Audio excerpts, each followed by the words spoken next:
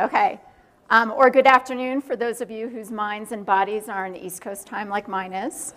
Thank you, Steve, for the introduction. As Steve mentioned, I'm Director of Email Marketing at AARP. I lead a team of marketers focused specifically on email, and we look at the strategic and executional components, managing the strategy, execution, and management of many of AARP's email campaigns.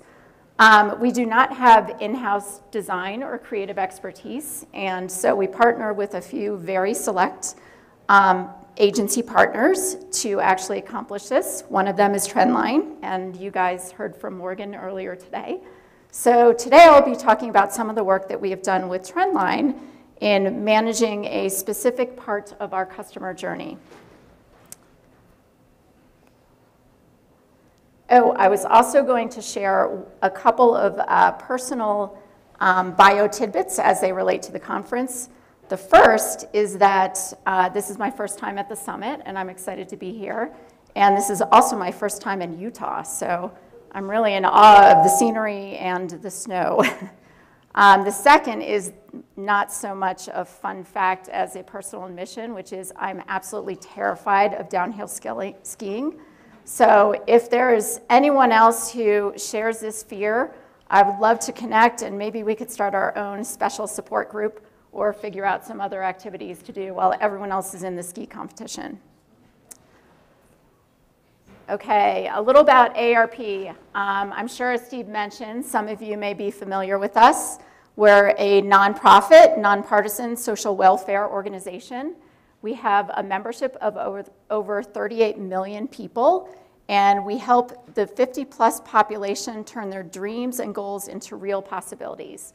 So that is a pretty broad statement, which actually translates into a number of different programs.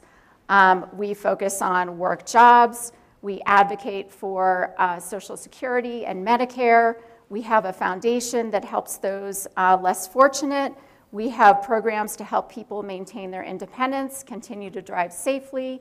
We have livable communities focus. We do a lot of different things, caregiving, et cetera, which is my way of saying that our email program is very broad. So we have a number of different emails. All of these different business units and programs like to communicate with constituents. They have email as well as other channel needs. We have, oops, hard to see here. We have emails that we send as part of the standard business operations. So some of these are getting people to confirm their email address, making sure that they are engaging and that we are re-engaging them if we see that their engagement starts to drop off, welcoming people to AARP. We have a number of email newsletters, some of which are sent to people when they sign up for email. Others are more narrowly opted-in opportunities, so people can specifically sign up just for those additional newsletters, and a whole host of other things relating to those programs that I just spoke about. So all of these emails equate to over 1 billion emails sent so far to date. So this slide is really showing you our Q1 to Q3 stats, but I am proud to announce that earlier this quarter, we actually surpassed the 1 billion emails sent mark. And actually, I say I'm proud, but as you'll see for other reasons as we go through the presentation, we would actually like to send a little bit less, or at least to people who would like less. We have very good email inbox placement, 99%. We're very proud of that. That is in part due to the fact that we have a double confirmed opt-in process. So people must raise their hand to receive email. Once they give us an email address, we generate a confirmed opt-in email that they have to click to officially become a subscriber. You'll see that referenced elsewhere in this presentation as COI for shorthand. I think an earlier presenter mentioned that email drives a significant portion of website visits, and we are no exception. All of those emails have equated to, through Q3, 409 million page views to aarp.org, and that is 31% of all of .org's web traffic, so a pretty substantial amount there. For those who are interested in device clicks and opens, probably due to our demographic, we are still primarily seeing the most opens and clicks on desktop versus mobile, but that is definitely changing. And we have been orienting our program to make sure that all of our emails are mobile responsive. This is our brag book. So a couple of illustrative awards that we win with the help of our agency partners. We have a few Marcom and .com awards, and this is really just a sampling. But the point of this slide is to say that although AARP does very well by many, many traditional email metrics, awards, our KPIs, there is an additional criteria that we have begun to consider recently, and that is really the impact on the customer experience. So this slide comes from eConsultancy and Adobe Digital Marketing. It's a 2017 survey, and it shows that we're not the only ones who are starting to look more seriously at the customer experience.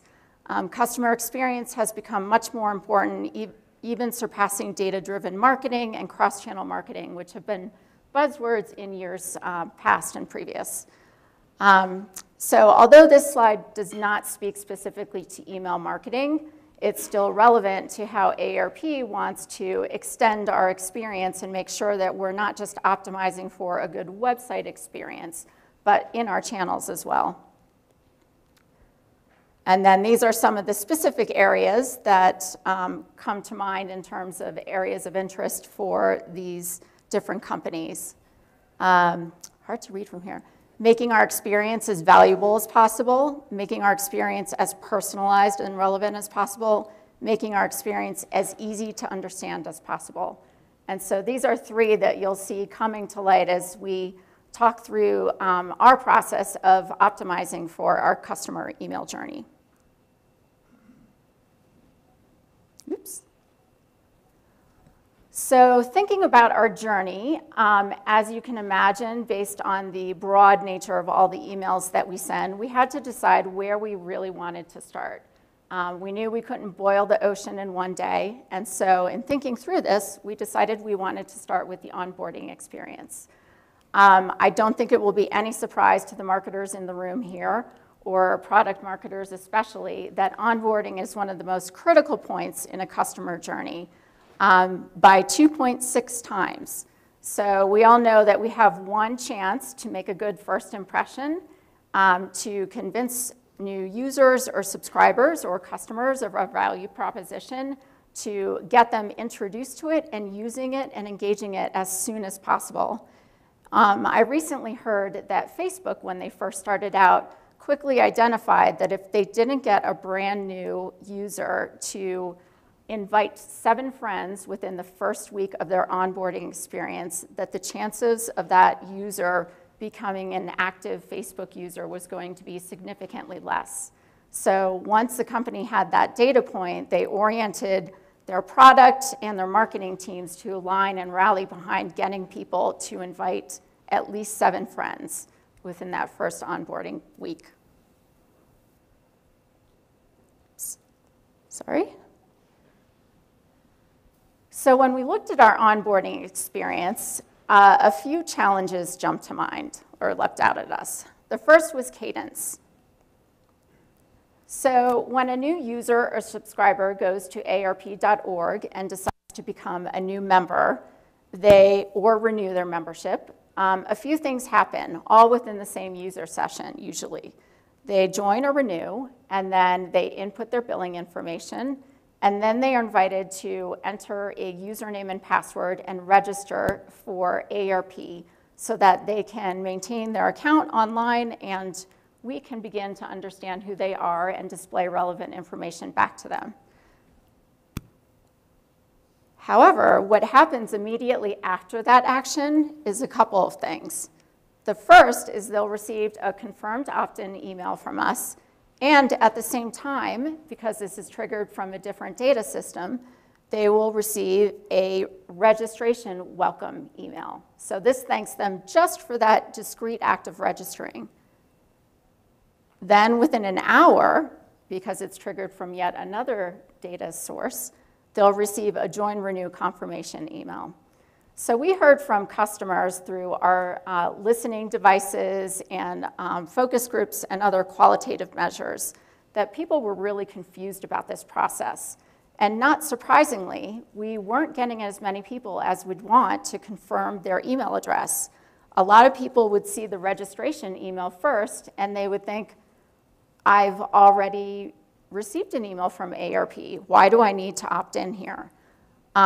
Similarly, they were confused by the fact that they were essentially getting two different emails that basically said, welcome and thank you for your action.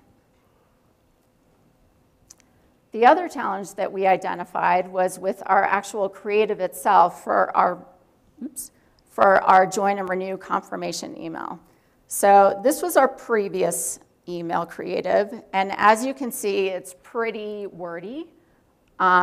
It does not have any organization in terms of calls to action. It has many different competing calls to action. The user is really probably going to have a hard time figuring out what we want them to do first. It's not mobile responsive. It lacks a brand experience. So although we have our AARP logo on there and an image of our AARP card, it's pretty flat. It's not a very welcoming experience. And then there's really not any personalization beyond the first name. So if you'll see from that bottom CTA there that says register or log in, we're not even recognizing if someone has already registered for the website, in which case we would want them just to log in, or whether they have not yet taken the step to register, which does happen in some of our use cases, and whether we would like them to do that. Operations. So this is the making sausage portion of the discussion that is not as sexy, but is very important to facilitating whatever changes that we need to make on the front end. We had a few challenges here. The first is that we had 15 different groups or segments, and these related to factors such as whether you were joining or renewing, whether your preferred language was English or Spanish, whether you had renewed just for 1 year or had renewed on our auto-renew program, and a few other criteria. So all of these were coded as separate HTML files.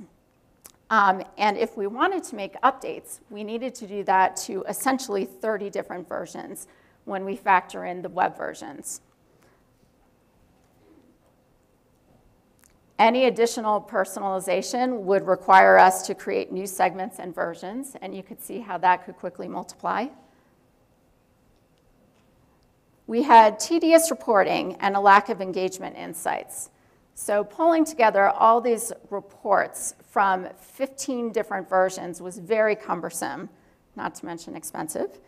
And we also were only really able to see the high-level KPIs for each of these versions. So the number of delivereds, the number of clicks, opens, unique click to opens, et cetera. We didn't have any visibility into which of the links or CTAs within the email were actually being clicked, how we might be able to push some to the top and prioritize, and which may be better suited for not inclusion or for the bottom. So we were really a little bit blind here. We had no management of potential overlap with other emails. So as I alluded to before, the registration welcome and the join renew welcome confirmation emails were going out at the same time, essentially, as our COI email, creating confusion. And all of this was costly because of the multiple versions and the reporting challenges that I articulated. So in thinking about how we wanted to solve for these, we first looked to our AARP experience team, who had recently created some experience principles that the entire association was rallying around. So these principles are really designed to set that North Star for all groups in AARP to help guide us and really try to focus on what we want for the consumer, or what the consumer wants, I should say, rather than what we want for ourselves. The first principle is AARP gets me. We want people to feel that we really understand and know them, and that they have a relationship with us. The second is AARP is effortless. We don't want things to be confusing for people. We want every transaction or every engagement that they have with us to be seamless and easy. The third is AARP is inspiring. So we want people to really see the core value that we can bring, and that they're inspired to actually begin using their membership benefits if they're a member, or the subscriber benefits if they're a subscriber. The next thing we did was really look at our messaging priorities. This is where we had to look across the association at all of our different and competing CTAs to determine what we thought was most important for the consumer, first of all, as well as AARP. The first one we identified, the main purpose of the Join Renew confirmation email, is to confirm payment. We had to make sure that people understood that we had received their payment and they were now an active member. The second priority was to provide a choice of how to receive the card. So there are a couple of ways that people can receive their AARP membership card besides the mail, which will come to them eventually. The first was they could download the AARP app, which would enable them to have their card present on their smartphones. The second is that they could actually print a copy of their membership card.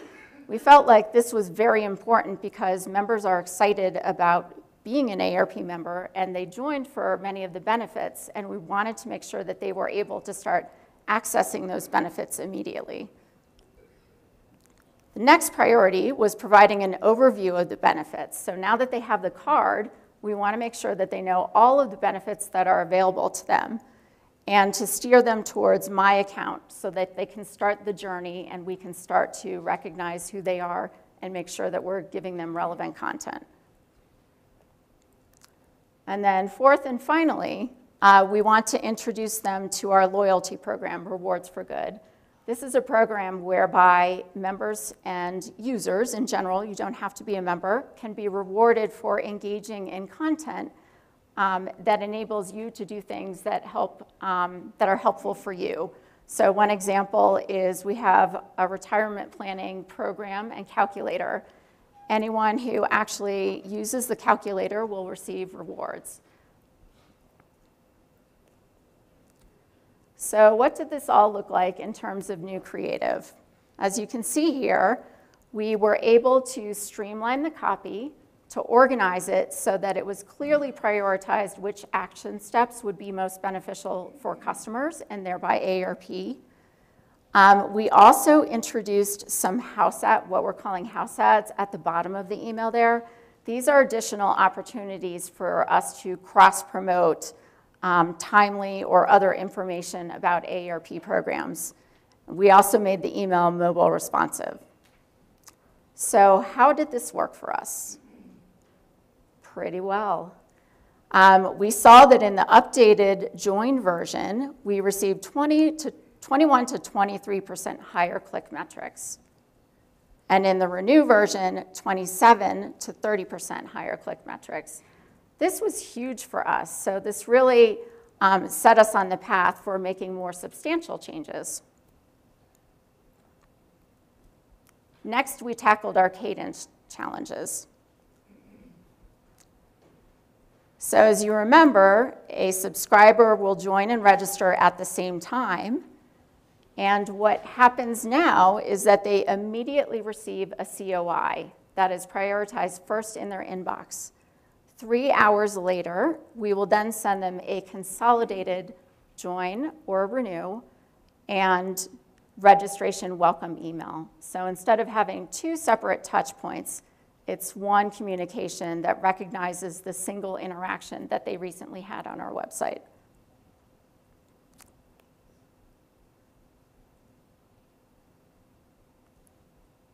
We also had great results with this. I think what's interesting is really the increase in the open rate.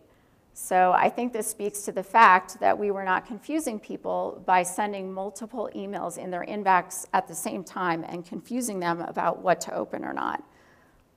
We also continued to see even greater click-through rates and unique click-to-open rates with this version. And I will show you this in a second.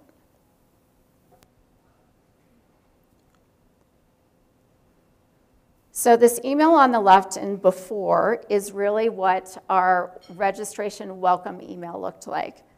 And you'll see it's going to continue for quite some time. There's a lot of information in there. And just a little bit of history, when this was created a few years ago, I believe, the goal of that team who owned this email was really to drive as much traffic to AARP.org as possible. So from the perspective of that email's goal at the time, this was a very good performer. The new combined join, renew, confirmation, welcome confirmation email, as you see here on the right in the after, prioritizes those membership actions that we had talked about previously, making sure that we're thanking people, confirming their membership action, giving them a choice of how to receive the card, and pointing out to them the ways that they can begin to use their benefits immediately. And then as a secondary priority is really driving them to a lot of the content on AARP.org. So another interesting feature that we might have to come back to in a second, because this is scrolling pretty quickly, is that we were able to, in this version, also recognize a state where someone had not yet clicked on their confirmed opt-in email address. And in that instance, we include a call to them or a reminder to them to please confirm their email address so that they may continue to receive information about their benefits and everything that AARP has to offer. There it is in the middle section there. So if someone does click on that link right there, we are able to recognize them as a confirmed subscriber. So that was also a huge win for us. In terms of how we made this happen, or I should say how our agency partner, Trendline, made this happen, we developed a modular template system that reduced the cost and increased our personalization options. So all of those modules that you saw in the creative are dynamically populated. We have 2 templates instead of 15, and those primary templates are English or Spanish. So all of those modules will be driven off of different user states, whether someone is on auto-renew, whether someone has joined or renewed, whether someone is an NRTA member or not, or many other personalization or segmentation factors. We also implemented using Salesforce Marketing Cloud Journey Builder so that we were able to recognize unique subscribers and send them down different paths based upon their actions or inactions. And then finally, we developed robust analytics so that we were able to really see the actions that people were taking on all of those CTAs and those clicks.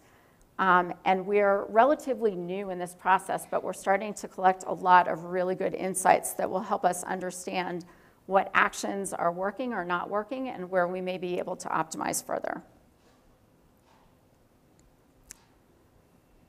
So how did this work for us? Really great. So we were able to vastly reduce the cost of any updates that we need to make to these emails, and it gave us the ability to have 50% more versions. This is actually a very specific user case, but the point here is that we are now able to do a lot more personalization and customization based on how these emails have been constructed than we would have been able to do in the past. So what's next for AARP? Well, this join renew confirmation email is really just the starting point, obviously, of the customer journey. So we also have a digital welcome series and other communications that continue to build a relationship with members and subscribers and get to know them a little bit better so that we can deliver more customized content. So our plan is to expand the work that we've done here as a starting point and to really start to develop more journeys, both during the rest of the onboarding period and for specific programs. We're also looking at replicating our success here in terms of looking at some of our programs that could benefit from a more modular and dynamically generated template approach. And we've since rolled out such an approach with one of our other key programs. I think that's it. Julie, thank you very much. We have time for questions of Julie and how they executed at AARP. Yep. Hi, Hi. Nicole Polson from StubHub. Just a question about the copy. So the final version that you showed still looked like a lot of copy from my perspective. Did you guys play at all or test like what amount of copy was right to still get clicked through to make sure that you weren't giving people all the information up front and not leaving any room to find out more? Great question. So we didn't test in this specific version, but what we did was take some of our best practices from across other emails where we have done more testing around the amount of copy and use that as a starting point. So I think there's always room to optimize and explore more. I agree with you, there's still a lot of copy here, but our goal was first to organize it in a way that made things less confusing for the user. Hi, Julie. Hi. Hello. Hi, Brian Mathis with Edward Jones Investments. So we've had a lot of similar process things that we've worked through recently. Curious, what did you use as your primary source of insights to figure out exactly kind of what the main pain points were that would shape the new requirements? And then what did you do as you were designing all the new flows and emails to get customer feedback to make sure that once you rolled this out, you weren't going to have to go back and rework things? Good question. So I think I mentioned our ARPX or ARP experience team. One of the things that they had done in the past year or so was really to stand up a voice of the customer dashboard. So this enables the association to be capturing information from a number of different channels and data sources about what consumers are saying from us. So we were pulling in feeds from social, we were pulling in feeds from email itself and from our satisfaction survey. And so we use that as a starting point to understand where perceptually customers were having the most challenges. We then layered on some of the insights that we had developed and collected through testing and optimization of other emails within our whole suite of emails and used that as our starting point. One thing we did not do was put these comps in front of consumers before we actually rolled out with them or tested them. I think we had a good amount of confidence that we were heading in the right direction, and based on what the data is telling us, we'll continue to look to optimize and potentially explore further changes as we go down the road. Hi, Nai Siriani from Google. So you mentioned that you moved to a responsive email design. Any success metrics that you can highlight specific to that switch? Yes, so in most cases, we just made the switch. We knew it was the right thing to do, but we did take a couple of programs and test a mobile optimized version versus a non-mobilized hopefully everyone knows what I'm trying to say here, version. And what we did see was an average of 19 to 20% increase in email KPI metrics, well, for the clicks, when we did move to the mobile optimized version. Julie's going to be running the roundtable on personalization at the end of the morning. Thank you for starting us off with that, Julie. Thank you very much. Thank you.